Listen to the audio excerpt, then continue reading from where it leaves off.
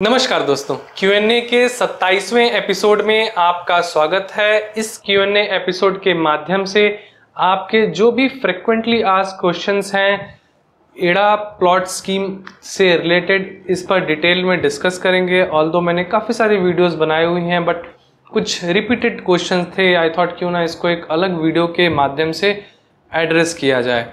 मैं ऐसे ही real estate के एजुकेटिव वीडियोस और प्रोजेक्ट्स के अनबायस्ड रिव्यूज़ लाता रहता हूं, तो ऐसे वीडियोस को मिस ना करने के लिए अगर अभी तक आपने मेरा YouTube चैनल सब्सक्राइब नहीं किया है तो प्लीज़ सब्सक्राइब कीजिए, ज्वाइन बटन एक्सप्लोर कीजिए। वहां पर आप एलीट मेंबरशिप ज्वाइन करके मंथली एजुकेशनल सेशंस का हिस्सा बन सकते हैं और कुछ एक्सक्लूसिव कंटेंट मैं एलीट मेंबर्स को भी ऑफर करता हूं। तो स्टार्ट करते हैं। 30 मीटर प्लॉट इन्वेस्टमेंट के लिए कैसा होगा? जो 30 मीटर प्लॉट वाली चीज़ है वो EWS के लिए रिजर्व रखी गई है, तो इसके कंडीशंस भी हैं कि आप इसे 10 साल तक नहीं बेच सकते और 30 मीटर प्लॉट में आप हार्डली एक रूम एंड किचन बना सकते हैं, इससे बड़ा एरिया बनता नहीं है, राइट। तो इसकी टर्म एंड कंडीशन ये भी है कि जो फैमिली की इनकम है वो 3 लाख रुपए से ज़्यादा नहीं होनी चाहिए, आप यूपी के रेजिडेंट्स वगैरह होने चाहिए। ऐसी चीज़ें इन्वेस्टमेंट के प्रोस्पेक्टिव से आपको टोटली अवॉइड करनी चाहिए। जहाँ भी EWS टर्म आ जाता है वो ऐसे ही लोगों के बीच में ट्रांजैक्ट होती रहती हैं थोड़े बहुत प्रीमियम पर, तो बहुत ज़्यादा पैसा बनना नहीं है। और EWS वाली चीज़ें अगर जनरल कैटेगरी के लोग ना अप्लाई करें तो ज़्यादा बेहतर है। जो एक्चुअल ज़रूरतमंद लोग हैं उन्हीं तक रहें चीज़ें, तो ठीक रहती है। 30 मीटर का प्लॉट अब इन्वेस्टमेंट के लिए मैं जो मोरालिटी को अगर साइड में भी रख लें, ऐसे भी क्यों इन्वेस्टमेंट सेंस नहीं बनता, इस पर अगर बात करें तो EWS वाली चीज़ें अगर 30 मीटर प्लॉट पर कोई गरीब ले भी लेता है अगर, तो 5 लाख 7 लाख 8 लाख रुपए बहुत होते हैं। किसी भी इस तबके के जो लोग आते हैं उसके बाद उनको कंस्ट्रक्ट भी करना है और construction has additional challenge of 3 to 4 lakh rupees, तो कहीं भी लायबल नहीं है। एक जो लोअर मिडिल क्लास है वो रहने नहीं जाएगा, ये वहीं लोग रहेंगे जो गरीबी रेखा से नीचे रहते हैं। इवन गरीब भी वहाँ पर नहीं रहेगा। तो ऐसी चीज़ें आप इस वजह से अवॉइड कर सकते हैं। अगर अथॉरिटी ये चाहती है कि जो गरीबी रेखा के नीचे लोग रह रहे हैं उनके लिए हाउसिंग प्रोवाइड करना, तो इंडिया में लैंड की कहीं भी कमी नहीं है। जो प्रधानमंत्री आवास योजना वगैरह चलती हैं, यहाँ पर घर देने का वादा किया जाता है, ना कि ज़मीन देने का वादा किया जाता है। तो यहाँ आपको 30 मीटर की बजाय 60 मीटर के प्लॉट पर 5 या 6 में भी आप 5 मंजिला बना सकते हैं बिना स्टिल्ट के। अगर कोई चौथे फ्लोर पर जा रहा है तो भी स्टेयर्स यूज़ कर सकता है।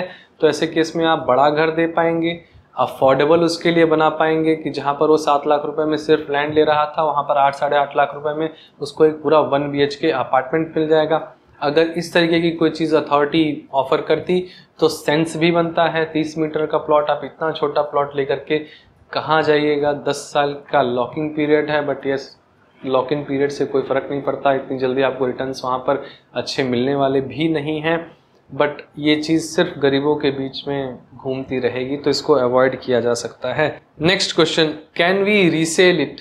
यस, अगर आपको प्लॉट एलोकेट हुआ है, जैसे ही एड़ा अथॉरिटी प्लॉट का पोजीशन ऑफर कर देता है और आप जो उसका लीज रेंट है वो पे कर देते हैं, तो उसके बाद आप एलिजिबल हो जाते हैं इस प्लॉट को बेचने के लिए और आप ऑप्ट कर सकते हैं कि कोई छोटा मोटा कंस्ट्रक्शन करा करके, एक 1 BHK की कंस्ट्रक्शन करा करके, जो कि हार्डली 12 से 15 लाख में होती है आज के डेट में, फिर आप OC अप्लाई कर सकते हैं और जो इनकी पेनल्टीज है उससे बच सकते हैं। लोग ऐसा ही करते आ रहे हैं वहाँ पर। बढ़िया सिस्टम है, आपको भी फॉलो करना चाहिए।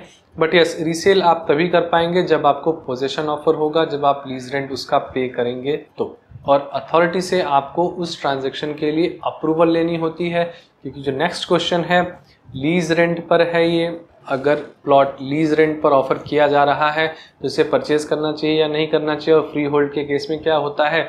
तो अगर कोई चीज़ लीज पर है तो कुछ भी आप करने जा रहे हैं, जैसे आप यहाँ पर ट्रांजेक्शन करने जा रहे हैं, किसी और को अपना प्लॉट बेच रहे हैं, तो आपको अथॉरिटी की परमिशन लगेगी वो ट्रांजेक्शन करने के लिए। अथॉरिटी बिना किसी रीज़न के डिसअप्रूव भी कर सकता है, फिर आपको कोर्ट में जाना पड़ेगा। अगर यही चीज़ फ्री होल्ड होता तो यहाँ पर गवर्नमेंट या किसी भी तरह की कोई अथॉरिटी दखल अंदाजी नहीं कर सकती इस ट्रांजैक्शन में, राइट। यस, अगर वो प्लॉट का मालिकाना हक किसी और का भी बनता है तो वो रेज कर सकता है कंसर्न्स, बट एटलीस्ट गवर्नमेंट नहीं करती, तो ये नुकसान है। नेक्स्ट, लोगों का कहना था कि लीज रेंट पे करना होगा, 90 ईयर्स के लिए लीज पर है, 90 ईयर्स के बाद अब इसका लीज रेंट रिन्यू भी पे करना होगा, रिन्यू के चार्जेस क्या होंगे, आई थिंक राकेश जी का क्वेश्चन था। तो लीज रेंट, देखिए इंडिया में ये जो लीज का सिस्टम चला है, हम अभी 1947 में ही आज़ाद हुए हैं और उसके बाद देखें तो अभी तक 99 ईयर्स हुए नहीं हैं ऐसी किसी भी चीज़ को आए हुए। कुछ चंडीगढ़ में हैं, कुछ नोएडा के जो बाकी सारे पुराने प्लॉट्स हैं वो सारे लीज पर ही हैं, राइट। तो ऐसे केस में जब 99 ईयर्स पूरा होगा फिर हमें पता लगेगा कि लीज रेंट रिन्यूअल चार्जेस कितने हैं। फॉर श्योर जो उस टाइम का सर्कल रेट होगा उसका 5%, 7%, 8% या 15% इसी के आसपास होगा।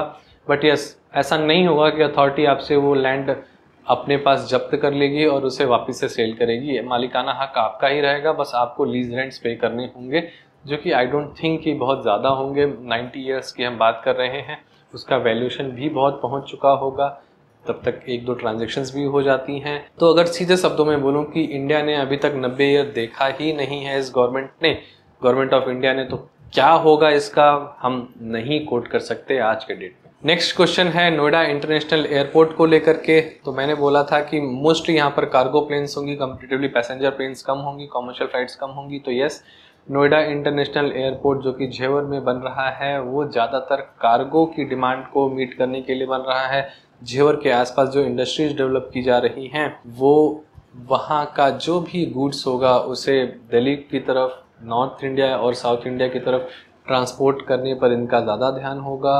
और जो terminal T2 Indira Gandhi international airport का है उसको ऑफलोड किया जाएगा और नोएडा इंटरनेशनल एयरपोर्ट पर शिफ्ट किया जाएगा।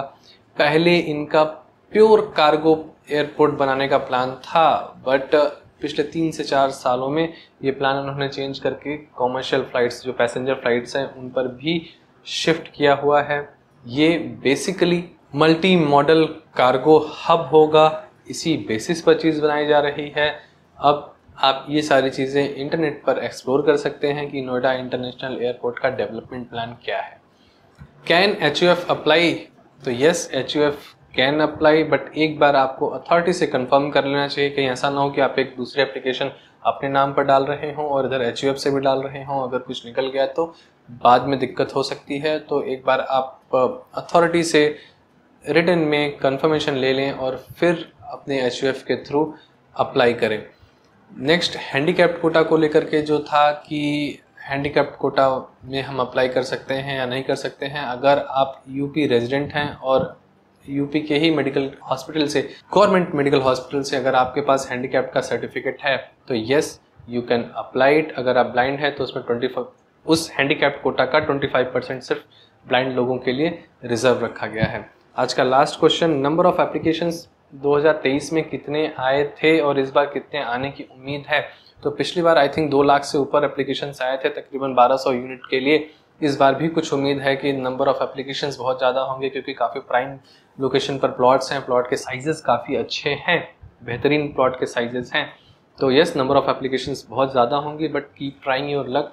आप में से ही 1-2 लोगों का निकलना है, सभी का निकलना है। पिछले साल भी ऐसे ही लोगों का निकला था। प्लीज़ अप्लाई कीजिए। बहुत लोग मल्टीपल एप्लीकेशंस डालते हैं अपने फैमिली मेम्बर्स वगैरह के नाम से, तो इस तरीके से आप अपनी जो प्रोबेबिलिटी है उसको बढ़ा सकते हैं।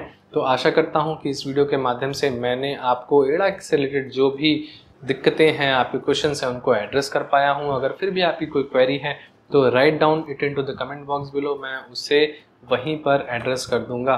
तो अगर आपको ये वीडियो पसंद आई हो और अभी तक आपने ये वीडियो लाइक नहीं किया है तो इसे लाइक कीजिए, चैनल सब्सक्राइब नहीं किया है तो सब्सक्राइब कीजिए और इसे फ्रेंड्स, फैमिली, व्हाट्सएप ग्रुप्स में शेयर कीजिए। जो एड़ा को लेकर के पॉजिटिव हैं उनसे भी, जो नेगेटिव हैं उनसे भी। और कई बार लोगों का क्वेश्चन भी था कि अप्लाई करें या ना करें। वीडियो का टाइटल ही कहता है कि इतने सारे नेगेटिव्स के बाद भी मैं इसे क्यों रिकमेंड करता हूं। तो इस तरीके के क्वेश्चंस बनते ही नहीं हैं, इतने सारे लोग अप्लाई कर रहे हैं। मार्केट रेट दुगना से भी ज़्यादा है जो एलोकेशन रेट आएगा एड़ा से, तो नो ब्रेनर अपॉर्चुनिटी है कितनी भी निगेटिविटी हो आपको अप्लाई करना चाहिए, right. Best of luck from my side, stay tuned, see you till then, bye bye.